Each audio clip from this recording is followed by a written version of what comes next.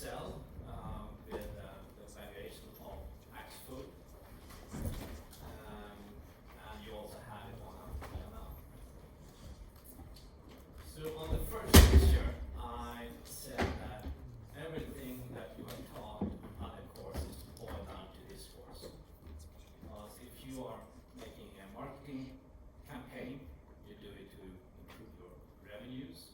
If you make something with the accounting systems, you do it to be more efficient. And all this comes down to making your cash flow better. And we're going to look at the DCF model, discounted cash flow model. And this is actually how companies should be running their companies. They should do it after the DCF model, because that's how they create value for the shareholders.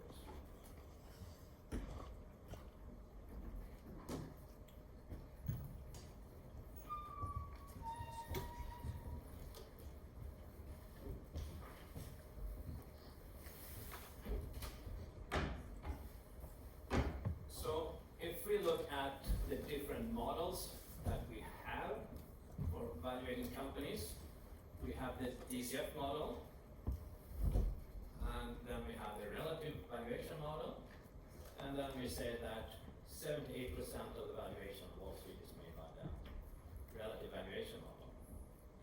The problem with the DCF model is very, very complicated, because it's about the future. It's about the company's future cash flow, so it requests a lot from you. The relative valuation model gives you the price of the market, and then you can look at different variables like EBIT, EBITDA, earn different earnings to see where your company is compared to other companies in the same industry. Therefore, the relative valuation model is so powerful. It's very easy and quick to do evaluation. Then we have relative option analysis, option valuation, and that's kind of a decision tree. And it goes up like, are you going to see it now? It's like pharma companies that have one drug. It's gaming companies that have one game. Are they going to succeed or not succeed? So it's an option for the value of the company. And then we have dividend valuation applied to financial companies. So that's actually the correct way to evaluate Mangold. So your valuation, your DCF valuation of Mangold won't be very, very good, because again, it's not the right way. So that's why I would go through the valuation of Axfood, which we had last semester.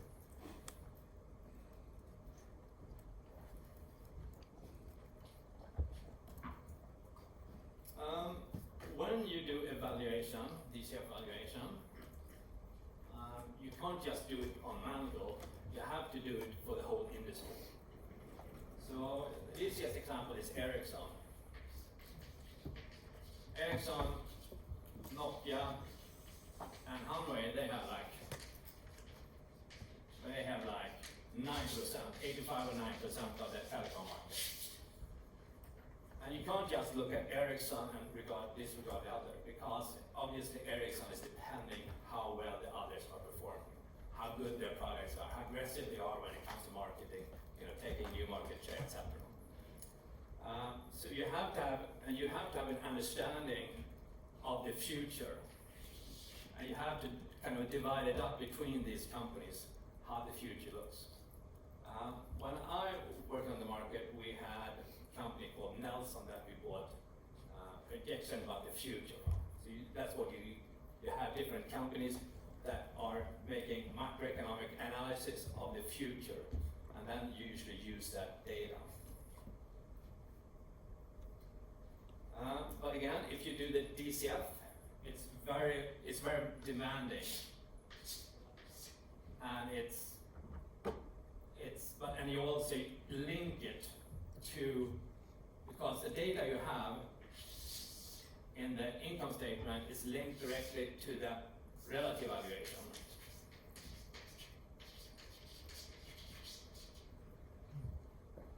And when you do this valuation, I will show it later to you. You have different ratios that you look at, and you look at your competitors.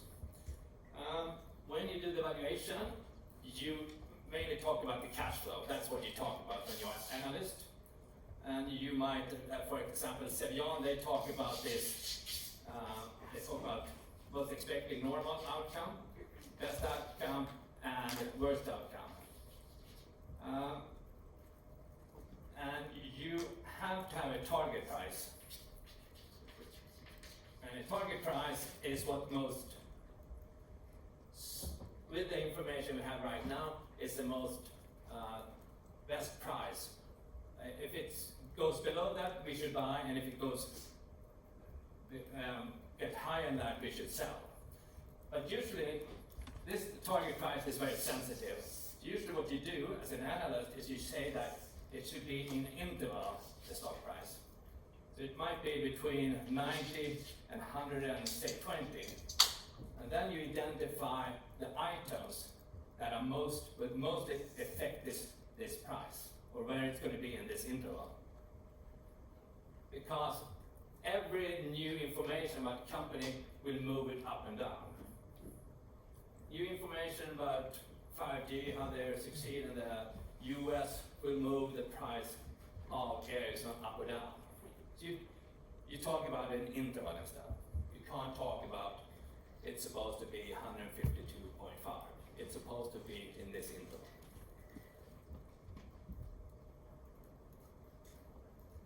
And then again, you talk about these items that are most important for the outcome of this interval.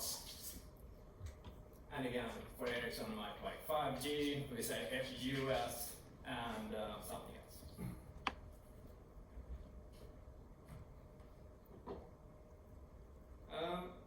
When it comes to listed companies, how the funds, how they invest in listed company is that they identify an industry. And when they identify this industry, they talk to the market. As an investor, you talk to the market the whole time. And what you try to do is you try to understand the different companies, but you also try to understand what the market believes. If you have people you can trust on the market, you're going to have an understanding of what the market thinks, what companies are undervalued.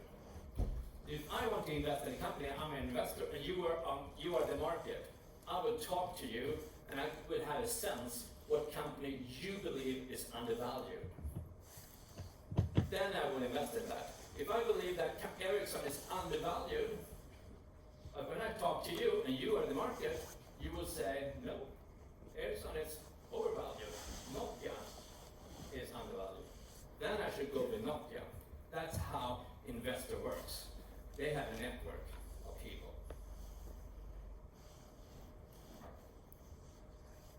And you have to have this, if you're a good investor, you have a trusted network.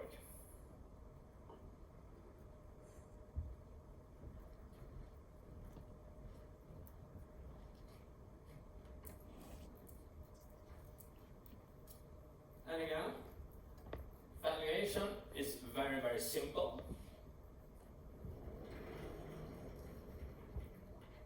It's the simplest thing you can do. I will show that in model, but at the same time, it's the hardest thing you will do. It's simple because the model is so basic. It's this model I showed you on the first lesson, and this is the model we would use in Excel. The green one is that we discount the future cash flows. Excess cash is asset that we have that doesn't generate the cash flow. Interest-bearing debt, red box, and we have the blue box remaining, divided by the number of shares, and we have the stock price. That's simple.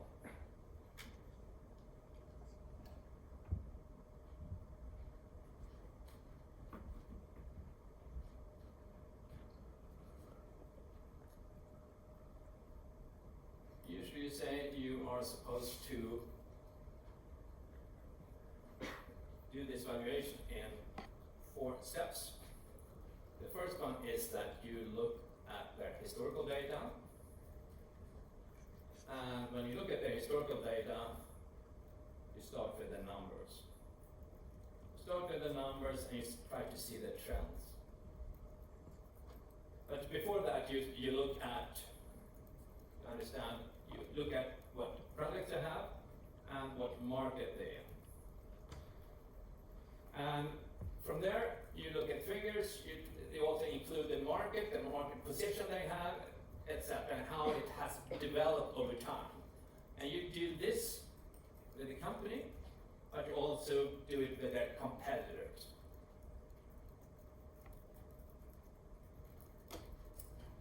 And it sounds easy to understand what's generate the cash flow of a company, but it isn't. But that's the key. How does this company generate cash flow? And is it sustainable? Will it improve it? Etc. So now we have the future. So when you understand the history, you move on to the future. And then this is obviously when it gets tricky. And obviously it's both figures and there's also personnel of this company. Do we believe in Per-Anders Tammerlund, the CEO, and his management group, etc., etc.? When we have done that, we are supposed to discount it. And again, we do exactly that with the way we do it here. We estimate the beta. We estimate return on equity with kappa. We know that kappa is a lousy model. It's skewed, it doesn't give us the correct answer, but anyway, it's a model that they use on the market. It's the only model that they use on the market. And then we use the back. And we have a discount factor. And then we have this terminal value, which is the time after. Usually you have a prognostic period, and usually it's 5 years. It's supposed to be a cycle, but usually you only have 5 years. And then after that, we have this terminal value period. And we do it with a constant growth model, while on the market they do it with multiples. So if we have firm value, if the firm value to EBIT is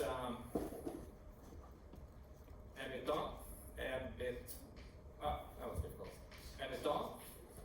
If we use that as a multiple for terminal value, and say it's like 8, and then that we have a terminal value, we have an EBIT in year 6,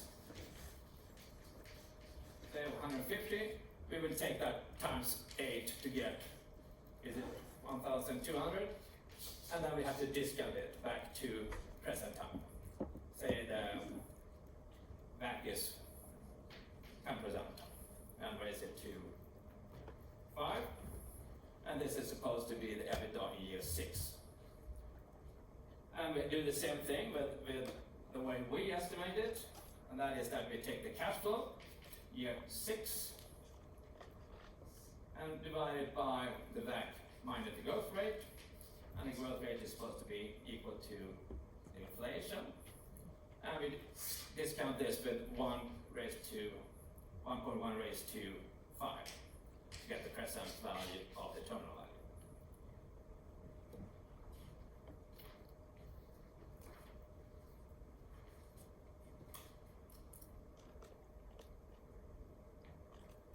My intention is to show you this.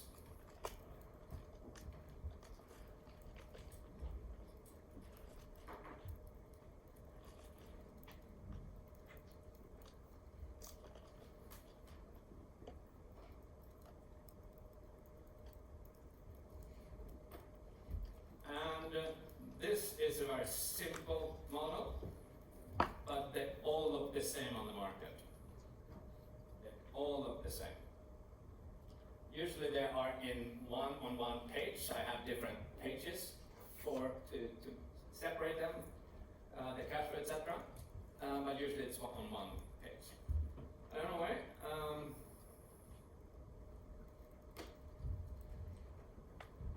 on the first page we have information.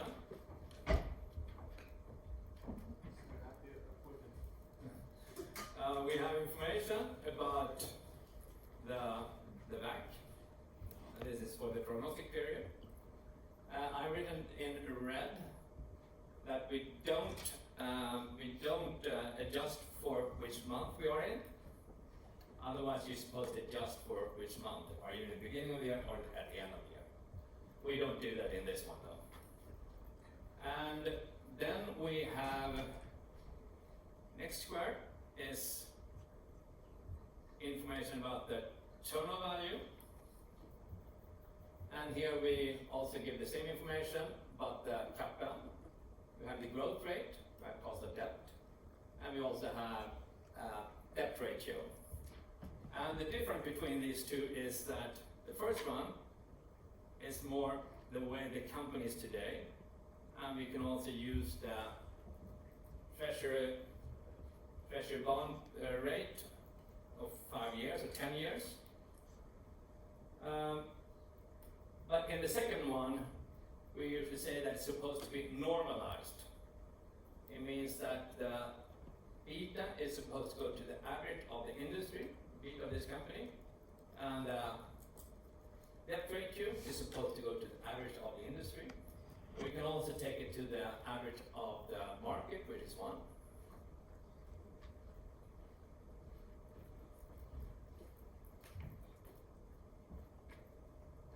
And then down here we have the square, excess cash and debt. And those are the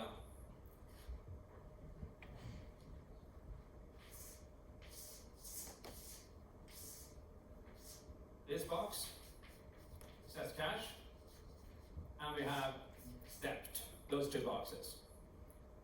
And further down in the blue one, in the blue box, we have the value for the prognostic, that is the 5 years, and then we have the value of the terminal value. And as you see, it's extremely large proportion of the value that comes in the terminal value. How much is it supposed to be in the average company, the terminal value? Does anyone know? Approximately, take a guess. Here it's 89%, I think. Yes? 96%.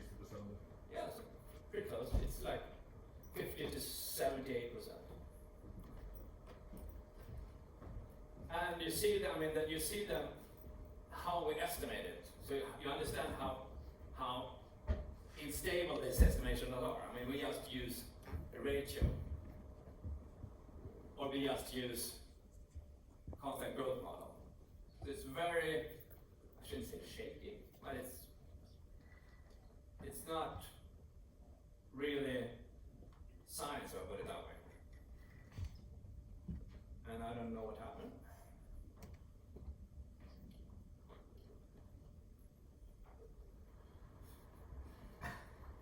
I don't know.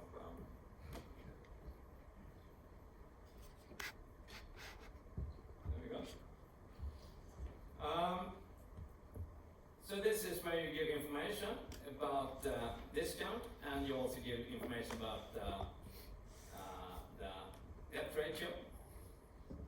Then we have the income statement and balance sheet, and the yellow is the historical.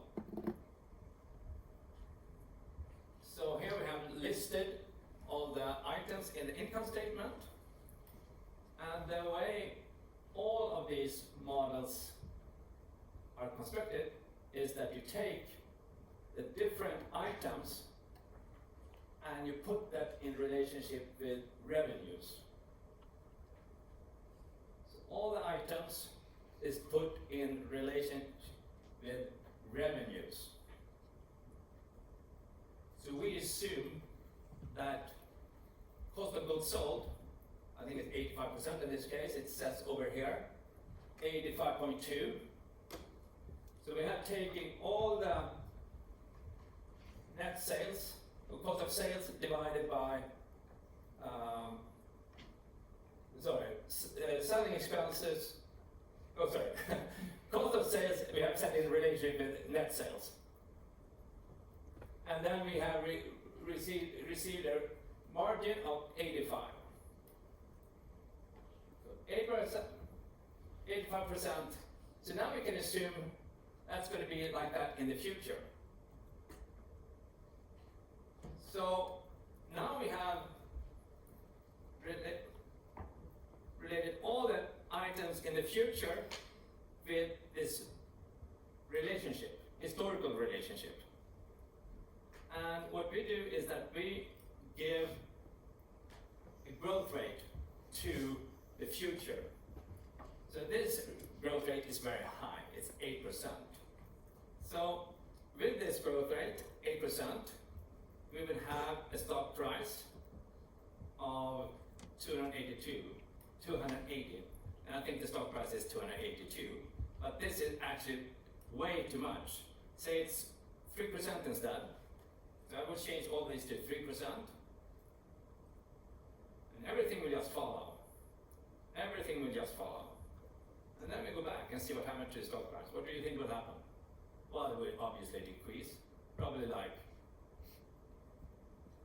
185, went down 100. So this is how the market is dealing with valuation. And that's why I say it's so simple. Because you can do this, obviously. The problem is,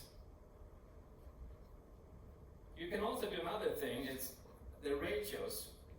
A good analyst work with the ratios. And again, you look at historically and you compare it with competitors. So here's where you do the work, and then over here is where you break it down. You break down the revenues and the cost as far as you can. So in this case, you divide up into Willys, Hemköp, etc. You might divide it into different segments within these Willys, etc. You might divide it further on, you might divide it into geographic, etc., etc. So what you try to do is you try to break it up as much as possible. That's where a skilled analyst is doing his or her work. And when they have done this, they start working with this prognostic period income statement. This is where they make adjustments. But they have a start. They don't have just a white paper when they're supposed to write something. They have a start. Well, again, it's really, really simple that way. But again, this is where you do the work. You understand how the revenue are going to change. Now we are giving 3 or 5%. So it's easy for us to come up with the value, but to come up with the correct value or that is a fair value it's very, very difficult. Then you have to understand the industry from the inside. And again, estimations. Basic one that we're using, cut them back. And obviously, this is where we estimate the cash flow. And that's the task the student have is to, or you have, is to estimate the cash flow and also fill in the first page with assumption about the future. Any question on this? And again, this is how it looks like on the market. So if you look at this, and I've posted it on Athena, you will have a little bit sense of what a DCF model looks like. I'm taking out some of the more advanced items though, but it's fairly much gives you an understanding of how it works, how you do valuation. So again, if you go out and work on the market, you can raise your hand. I mean, I know DCF valuation, right?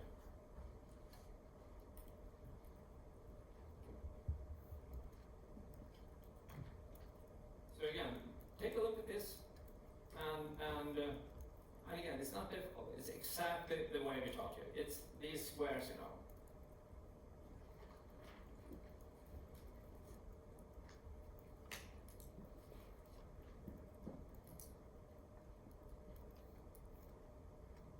question on this? And again, take a look at it. Make sure that you understand how to do evaluation. And obviously all these items that we have put in here is debatable, obviously. As you can see, we raised the beta from 0.47 to 0.1 or 1.0. And it's, again, it's debatable. And also what you can do is that you can play around with the data just to see what items will make big changes in the value of the company. But that's up to you. Should I close it or no questions on it? But again, this is how you do valuation on the market. And the foundation of this is when I worked at PwC. So that's basically their model. But, and again, the ones on the market will obviously look more fancy like that. But it's the same thinking.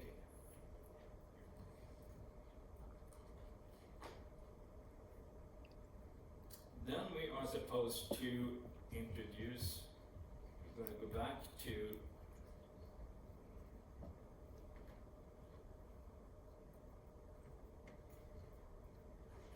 we have two different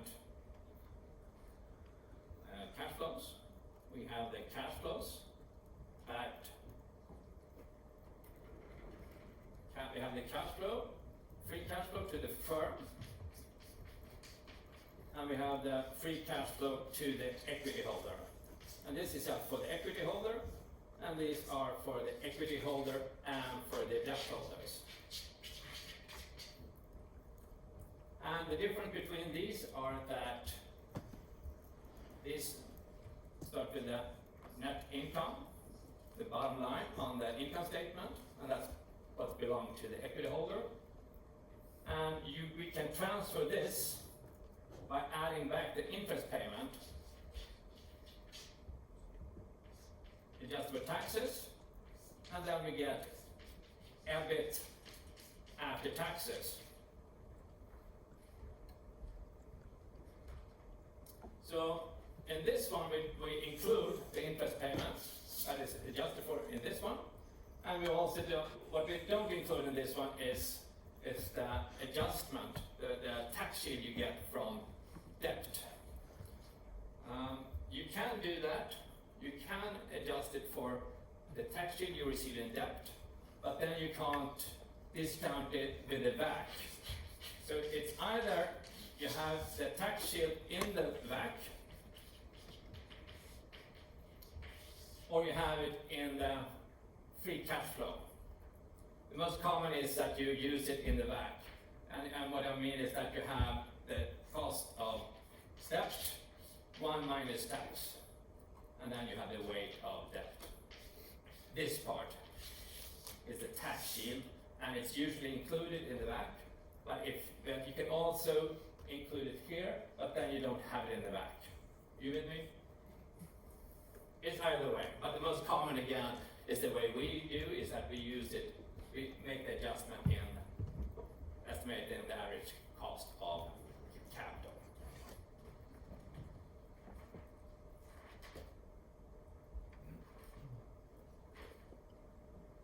Then so the key when you do evaluation is understanding growth. And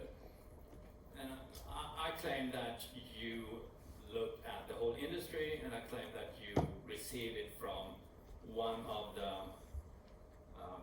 companies that are making estimations of the growth in different industries. But you can also do it, and this is the second one. And the first alternative is that you use these formulas. And the first one is for net income, and it's the retention rate. Retention rate is equal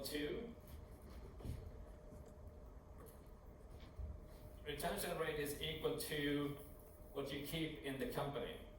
So retention rate is equal to 1 minus what you pay out, dividend. payout ratio.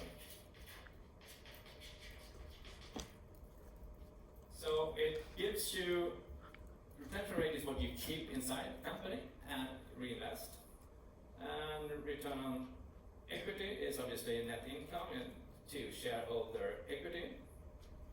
And so if we pay out, say, 30% in dividend, net income, our retention rate will be 70. And then if we have return on equity, say of 10%, then we will have 70% times 10%, and we will have a growth rate of 7% on earnings per share. Then comes the next one. It's when we're estimating the growth for the cash flow. And reinvestment is when we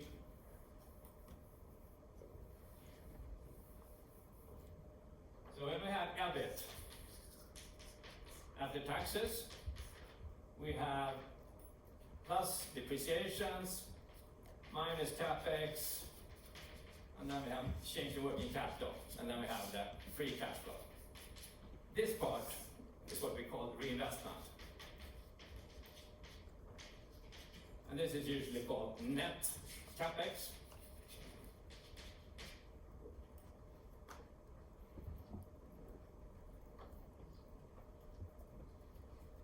And EBIT after tax, EBIT after tax times one minus the reinvestment rate is equal to free cash flow. To the firm.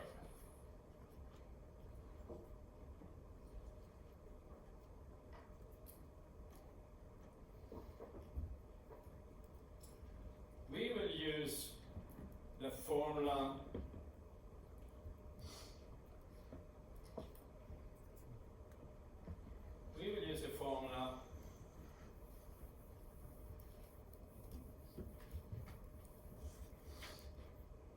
reinvestment rate times return on invested capital is equal to the growth. So the more with the given return on capital, the higher reinvestment rate they have, the higher growth they will have. And return on invested capital or return on capital is equal to EBIT divided by invested capital.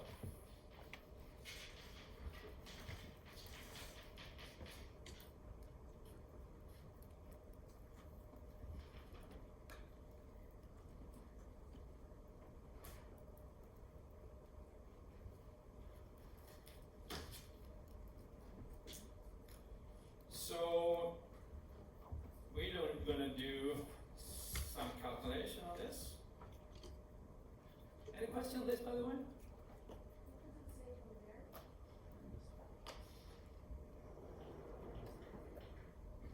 Which part?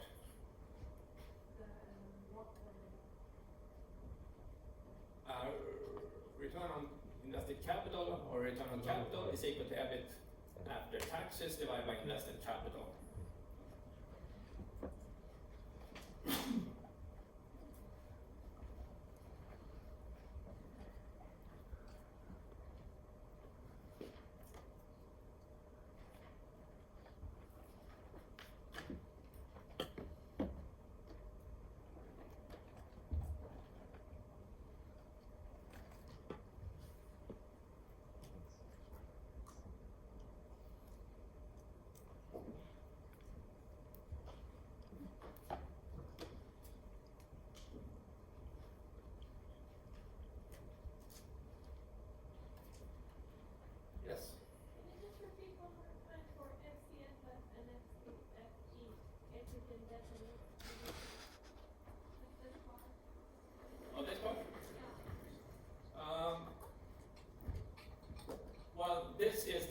flow that is supposed to cover the repayment to both equity holder and debt holders.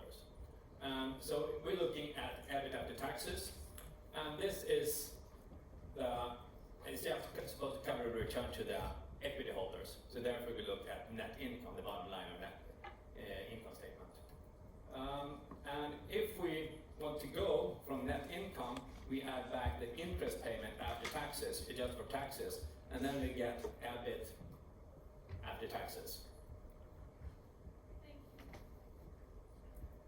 And again, I mean, this has included the interest payments, but it can also include the tax adjustment for the debt payments.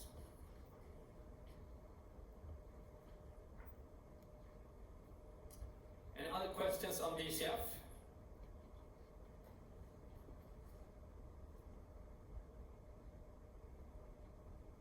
And again, this is, I mean, putting in all your data in the Excel sheet that was kind of blank right now.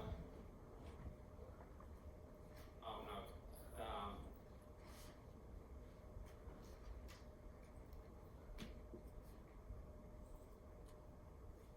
That's how you should run a company.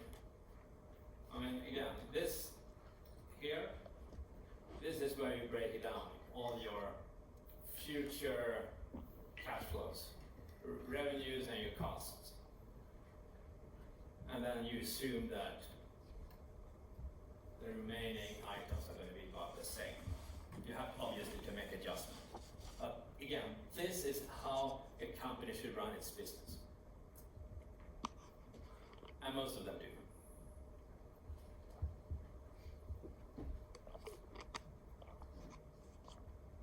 And again, breaking this up is just having an understanding of your revenue and your cost. Yeah. Understanding the consequences of your action with the customer, etc. So this again, this Excel sheet is the most important one on the whole course. I want that you understand how it works. If you're going to go to the market and work, this is what you have to know.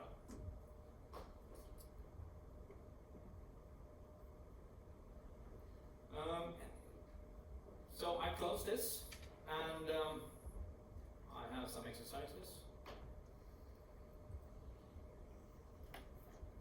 where we're going to do exercises on this with reinvestment rate.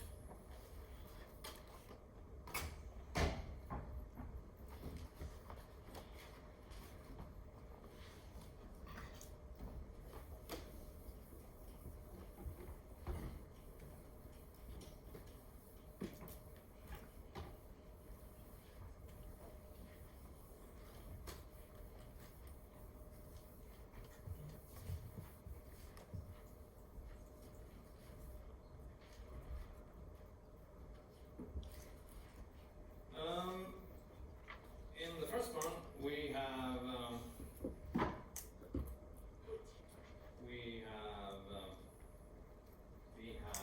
20 million in after-tax operating income.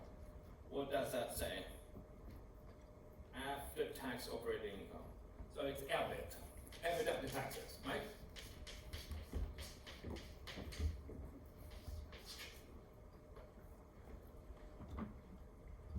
And then we have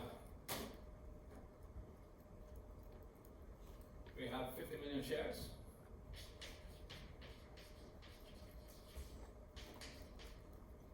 We have stock price 5. We have debt 25. So this is 75, and this is 25. And firm value is equal to 100.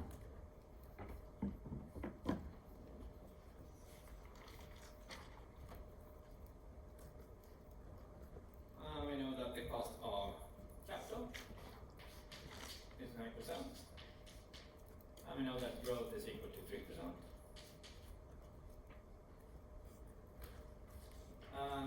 are supposed to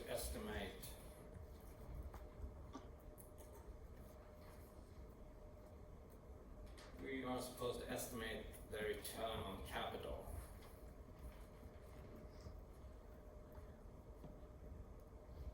Return on capital? Question mark. And then we have the formula.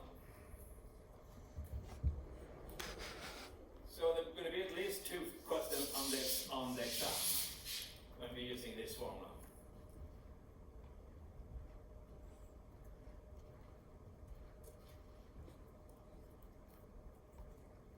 So we know that we're going to estimate return on capital. That means that we know that reinvestment rate divided by growth is going to be equal to other way around, sorry. Growth divided by reinvestment rate is equal to return on capital.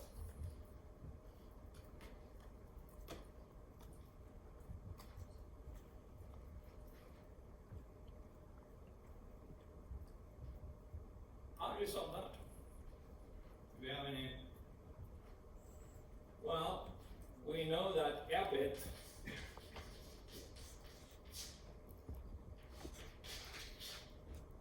minus reinvestment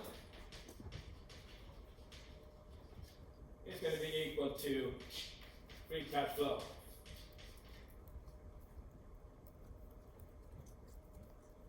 And we know that the firm value is going to be equal to the free cash flow times 0 times 1 divided by the VAC minus growth.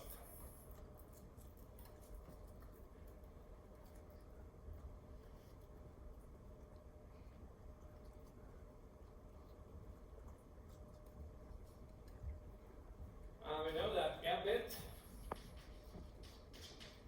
1 minus T times 1 minus the reinvestment rate is going to be equal to the free cash flow of the firm.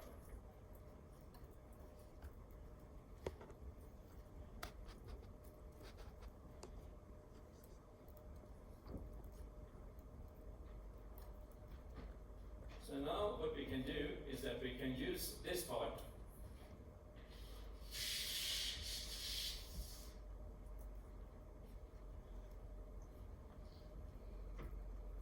instead of the free cash flow. We have reinvestment, EBIT tax times 1 plus G, because we want it for the next year. And then we have 1 minus reinvestment rate.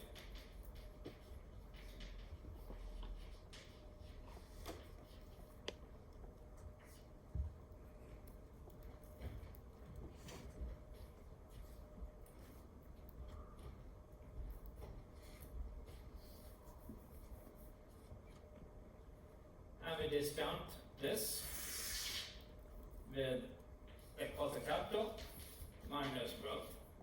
And we have the firm value.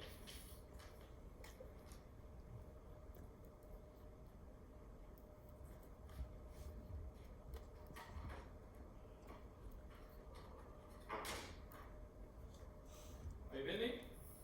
This could be replaced. What could we replace it with? Well, the reinvestment rate.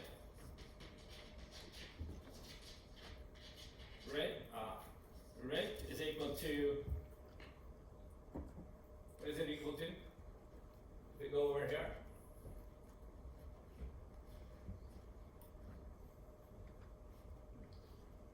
So it should be growth divided by return on capital. So we put that in here, growth divided by return on capital. And we know basically everything now. We have the firm value, it's 100. We have the EBIT after tax is 20. We have growth, it's 3%. We have the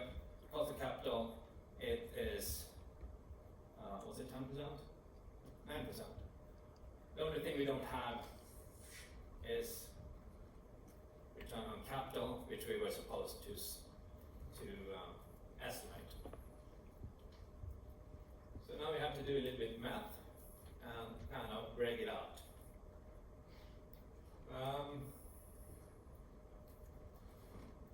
That was the first part. Should I do the math or should I just give you the figure?